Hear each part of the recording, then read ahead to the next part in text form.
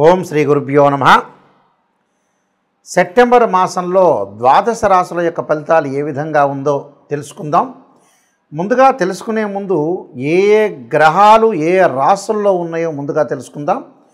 ముఖ్యంగా శని వక్రగతిలో ఉండి మీనరాశిలో సంచారం చేయటం, రాహు కుంభరాశిలోను, కేతు కర్కాటక రాశిలో సంచారం చేయటం, గురువు మిథున రాశిలో సంచారం చేయటం జరుగుతుంది.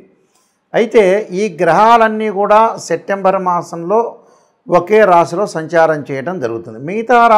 మిగతా గ్రహాలని మనం ఒకసారి పరిశీలన చేసినట్లయితే ముఖ్యంగా ప్రథమార్థంలో శుక్రుడు కర్కాటక రాశిలోకి సంచారం చేయటం, అలానే ఈ ప్రథమార్థంలో రవి బుధులు సింహరాశిలోను, కుజుడు కన్యారాశిలోను సంచారం చేస్తాడు. ద్వితీయార్థం అనగా 15వ తారీఖు తర్వాత శుక్రుడు సింహరాశిలోను, అలానే రవి బుధులు కన్యారాశిలోను, కుజుడు వచ్చేటప్పటికల్లా తులారాశిలోను సంచారం చేస్తాడు. అంటే గ్రహస్థితి అనేది ప్రథమార్థం కంటే ద్వితీయార్థంలో కొన్ని మార్పులు జరుగుతున్నాయి. ఆ ద్వితీయార్థంలో మార్పులు జరిగేవి ఏం గ్రహాలంటే శుక్రుడు, రవి బుధులు, కుజగ్రహం అనేది మార్పు జరుగుతుంటుంది. కాబట్టి ఇవన్నీ కూడా ప్రథమార్థానికి ద్వితీయార్థానికి కొంత తేడా ఉంది. కాబట్టి మీరు ఇవన్నీ కూడా గమనించుకొని ఇవన్నీ ముందు తెలుసుకోవాలి. ఇవన్నీ కూడా గోచారరీత్యా చెప్పబడే ఫలితాలు అంటారు. అంటే this is the transitive system అంటారు. కానీ బర్త్ చార్ట్ ప్రకారంగా జరిగే ఫలితాలు కావు. గోచారం అనేది ఎప్పుడు కూడా 20% రిజల్ట్స్ ఇస్తాయి. అలానే బర్త్ చార్ట్ ఎప్పుడు కూడా 80% రిజల్ట్స్ ఇచ్చే అవకాశం ఖచ్చితంగా ఉంటుంది. కాబట్టి నేను ఈ ద్వాదశ రాశుల యొక్క ఫలితాలు ఈ సెప్టెంబర్ మాసంలో ఏ విధంగా ఉన్నాయో మనం ముందుగా ఇప్పుడు తెలుసుకుందాం. తులారాశి వాళ్ళకి సెప్టెంబర్ మాసంలో ఏ విధంగా ఉండబోతుందో ఒకసారి మనం పరిశీలన చేద్దాం.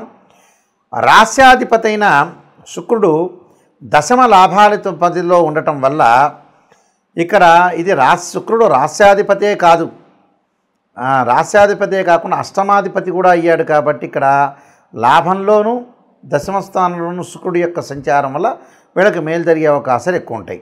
అంటే సెప్టెంబర్ 15వ తారీఖు తర్వాత వివాహాది శుభ కార్యక్రమాలకి వాటిలన్నిటికీ కూడా కొద్దిగా వెళ్ళటం, అలానే వివాహ శుభ కార్యక్రమాలంటే ఆ టైంలో ఉండవు గురువుగారని అనేవాళ్ళు కూడా చాలామంది ఉన్నారు. అయితే కొన్ని చోట్ల ఎలా ఉంటుందనంటే నామకరణాలు, అన్నప్రాసనలు 6వ నెల 6వ రోజు ఖచ్చితంగా చేయాల్సినవి కొన్ని ఉంటాయి. అలాంటి శుభ కార్యక్రమాల్లో పాల్గొనే అవకాశం అది కూడా శుభ కార్యక్రమమే. అలానే తీర్థయాత్రలు, పుణ్యక్షేత్రాలకు వెళ్ళటం అది కూడా ఒక శుభ కార్యక్రమే. పితృ కార్యక్రమాలు చేయటం కూడా ఒక మంచి కార్యక్రమే. పితృదేవతల యొక్క అనుగ్రహం ఉండాలి శాస్త్రంలో చెప్పబడింది. కాబట్టి అవన్నీ కూడా మనం మంచి కార్యక్రమాలుగా భావించి ఆ వాటిల్లో నిర్వహించుకునే అవకాశాలు ఎక్కువగా ఉంటాయి. కాబట్టి శుక్రగ్రహం వల్ల కొంత మేలు జరిగే అవకాశాలు అనేది ఒకటి ఉంది. అలానే పంచమంలో రాహు ఉన్నాడు, స్థానచలనం జరుగుతుంటుంది. పంచమంలో రాహు ఉండటం వల్ల స్థానచలనం జరగటమే కాకుండా ఇక్కడ భాగ్యస్థానంలో గురువు యొక్క సంచారం, అంటే తృతీయాధిపతి షష్టమాధిపతి అయిన గురువు నవమస్థానంలో ఉండటం వల్ల ఉద్యోగంలో ప్రమోషన్లు, అలానే ప్రమోషన్తో పాటు శాలరీస్ బాగా పెరిగే అవకాశాలు ఎక్కువ ఉంటాయి.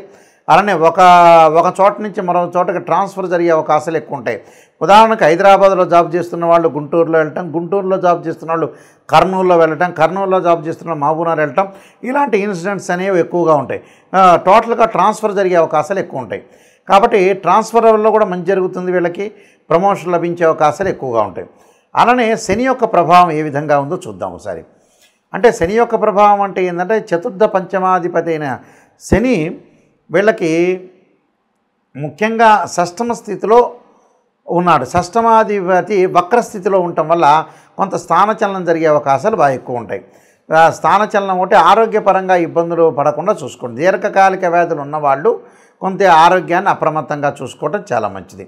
అలానే ఇక్కడ లాభంలో రవి ఉండటం వల్ల ఉద్యోగం అనేది అనుకూలంగా ఉంటుంది. ఇందా చెప్పినట్టుగా వ్యయంలోకి రావంగానే కొంత మానసికంగా కొంత ఆందోళన జరిగే అవకాశాలు ఎక్కువ ఉంటాయి. అలానే బుధుడి యొక్క బలం వల్ల కూడా నూతన వ్యాపారాలు ప్రారంభం చేయొచ్చు, ఆర్థిక పరంగా అనుకూలంగా ఉండే అవకాశాలు ఖచ్చితంగా ఉంటాయి. శుక్రుడి యొక్క బలాన్ని మనం చూసుకునేటట్టయితే ఇక్కడ శుక్రుడు రాశ్యాధిపతి శుక్రుడు అయ్యారు. శుక్రుడు వల్ల కూడా కొంత మేలు జరిగే అవకాశాలు ఎక్కువ ఉంటాయి. కేతు లాభస్థానంలో ఉండటం వల్ల తీర్థయాత్రలు, పుణ్యక్షేత్రాలు, అలానే తల్లి యొక్క ఆరోగ్యం అనుకూలంగా ఉంటూ తల్లిదండ్రుల యొక్క మీద ఆరోగ్యం బాగుండటం ఒకటి, అన్నదమ్ముల మధ్యలో కూడా చిన్న చిన్న విషయాల్లో మనం కలతలు లేకుండా చూసుకొని ముందుకెళ్ళటం చాలా ఇంపార్టెంట్. నేను చెప్పిన రెమెడీస్ కొన్ని పాటించండి. చెప్పబోయే రెమెడీస్ అలాంటివన్నీ కూడా మీరు పాటించడం వల్ల కూడా మీకు మంచి జరిగే అవకాశం ఖచ్చితంగా ఉంటుంది. సెప్టెంబర్ మాసంలో ఈ రాశి వాళ్ళు ప్రత్యేకంగా ముఖ్యంగా గమనించాల్సిన విషయాలు ఏంటంటే, మనం ఎలాంటి రెమెడీస్ చేసుకోవాలి, ఎలాంటి రెమెడీస్ చేసుకోవటం వల్ల మన లైఫ్ని మనం ఓవర్కమ్ చేసుకునే అవకాశం అనేది ఖచ్చితంగా ఉంటుందో మనం తెలుసుకోవాలి. దానిలో ముఖ్యంగా ఉద్యోగపరంగా ఎవరికైనా సరే ఇబ్బందులు కలుగుతున్న వ్యక్తులకు కానీ, ఉద్యోగపరంగా ఆటంకాలు కలుగుతున్న వాళ్ళు కానీ, ప్రమోషన్లో రాని వ్యక్తులు కానీ తప్పకుండా గణపతి యొక్క ఆరాధన చేయాలి. గణపతిని గరికతో ఆరాధన చేయటం, గకార అష్టోత్తరంతో ఆరాధన చేయటం, వీలైతే గణపతి గాయత్రి మంత్రాలు ఉంటాయి, ఆ గాయత్రి మంత్రాన్ని బుధవారం రోజున కానీ హస్తానక్షత్రం రోజు కానీ చదువుకోవటం వల్ల ఉద్యోగం అనేది అనుకూలంగా ఉండే అవకాశాలు ఉంటాయి. అంటే ప్రైవేట్ ఆర్ గవర్నమెంట్ సెక్టార్లో ఎవరైతే పనిచేస్తారో ఉద్యోగం రావాలనుకుంటున్న వాళ్ళు, ఉద్యోగపరంగా ఇబ్బందులు కలగకూడదు అనే వ్యక్తులందరూ కూడా విఘ్నం లేకుండా ఉండాలంటే విఘ్నేశ్వరుడు యొక్క ఆరాధన చేయాలి. అలానే వివాహం కావట్లేదు, నాకు ఆలస్యం జరుగుతుంది, వివాహపరంగా ఇబ్బందులు కలుగుతున్నాయి అనే వ్యక్తులు ఖచ్చితంగా అమ్మవారి యొక్క ఆరాధన చేయాలి. అంటే కాత్యాయనాయుధ్యే కన్యాకుమారి ధీమహే తన్నో దుర్గి ప్రచోదయాత్ అనే మంత్రాన్ని శుక్రవారం రోజున మనం ఏదైతే అమ్మవారి యొక్క ఆరాధన చేయాలి. వీలైతే మీరు జాతకాన్ని చూపించుకొని కూడా అబ్బాయిలు కన్యాపాశుపతాస్ రుద్రాభిషేకాన్ని, అమ్మాయిలు వచ్చేటప్పటికల్లా వరపాశుపతాస్ రుద్రాభిషేకం, అఘోర గౌరీపాశుపతాస్ రుద్రాభిషేకం చేయటం వల్ల చాలా మంచి జరిగే అవకాశాలు ఖచ్చితంగా ఉంటాయి. అలానే ఆరోగ్యపరంగా నాకు ఇబ్బందులు కలుగుతున్నాయి గురువుగారు అన్న వ్యక్తులు తప్పకుండా వీళ్ళు చేయాల్సింది ఏంటంటే నువ్వుల నూనెతో శివుడికి అభిషేకం చేయాలి. ఇది ప్రాచీనంగా చెప్పబడింది. ఇది చాలామంది కూడా ఆలోచన చేస్తారు నువ్వుల నూనెతో శివుడికి అభిషేకం చేయటం ఏందని. పురాతన కాలంలో మన శాస్త్రంలోని చెప్పబడింది. అది కేవలం శనికి సంబంధించిన శనీశ్వరుడికి సంబంధించిందే కాదు. అలానే నువ్వుల నూనెతో ఎప్పుడైతే శివుడికి అభిషేకం చేస్తామో ఆయు ప్రమాణం పెరుగుతుంది శాస్త్రం చెప్పబడింది. అలానే మిగతా కొన్ని కోర్టు సమస్యలు ఉంటాయి. కొంతమందికి కోర్టు అన్నదమ్ముల మధ్యలో డిస్ప్యూట్స్ ఉండే వ్యక్తులు ఖచ్చితంగా సుబ్రహ్మణ్య స్వామి యొక్క ఆరాధన చేయాలి. 2 జంట సర్పాలను దానం చేయటం ఒకటి, దాని తర్వాత తత్పురుషాయ విద్యే మహాసేనాయ ధీమే తన్నో షణ్ముఖ ప్రచోదయాత్ అనే మంత్రాన్ని చదవటం వల్ల కూడా చాలా మంచి జరిగే అవకాశాలు ఖచ్చితంగా ఉంటాయి. అలానే మిగతా కొన్ని సమస్యలు ఉంటాయి చాలామందికి కూడా రకరకాలు, అంటే వివాహము, ఉద్యోగము, అలానే ఫైనాన్షియల్ పరంగా ఉండే సమస్యలు కూడా ఉంటాయి. ఈ ఫైనాన్షియల్ పరంగా ఉండే సమస్యలు కూడా వాళ్ళకు కూడా గురువు యొక్క ఆరాధన చేయమంటారు. అంటే దత్తాత్రేయ స్వామి యొక్క పారాయణం కానీ, దత్త కవచం కానీ, లేకపోతే ఓం యక్షాయ కుబేరాయ వైశ్రవణాయ ధనధాన్యాధిపతే ధనం ధాన్యం సమృద్ధిమే దేహిమే స్వాహ దేహిమే దాపై స్వాహ అనే మంత్రాన్ని చదువుకోవాలంటారు. అంటే కుబేరుడు యొక్క మంత్రం అంటారు. ఓం యక్షాయ కుబేరాయ వైశ్రవణాయ ధనధాన్యాధిపతే ధనం ధాన్యం సమృద్ధిమే దేహిమే దాపై స్వాహ అనే మంత్రాన్ని గురువారం రోజున ప్రతిరోజు కూడా 11 సార్లు, అంటే ప్రాతకాలం చదవచ్చు, లేకపోతే వీలైతే ఆఫీసులకు వెళ్ళి సాయంకాలం కూడా చదవచ్చు.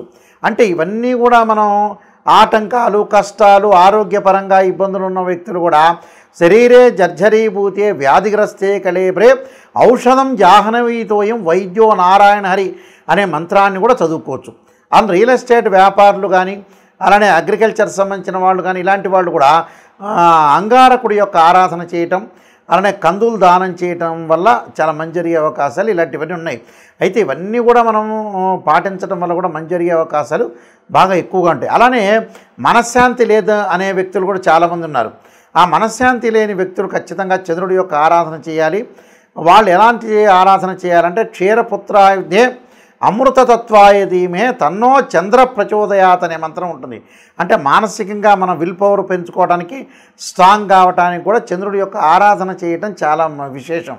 అంటే ఇవన్నీ కూడా మనం ఏదైతే ఉద్యోగం కానీ, వృత్తిపరంగా కానీ, ఉద్యోగపరంగా కానీ, ఆరోగ్యపరంగా కానీ రకరకాల ఇబ్బందులు, రకరకాల కష్టాలు ఉన్న వ్యక్తులు ఇలాంటివన్నీ కూడా మనం ఏదైతే మంత్రం అనేది చదువుకుంటాం, మంత్రబలం వల్లనే మనం ముందుకు వెళ్ళే అవకాశం ఉంటుంది.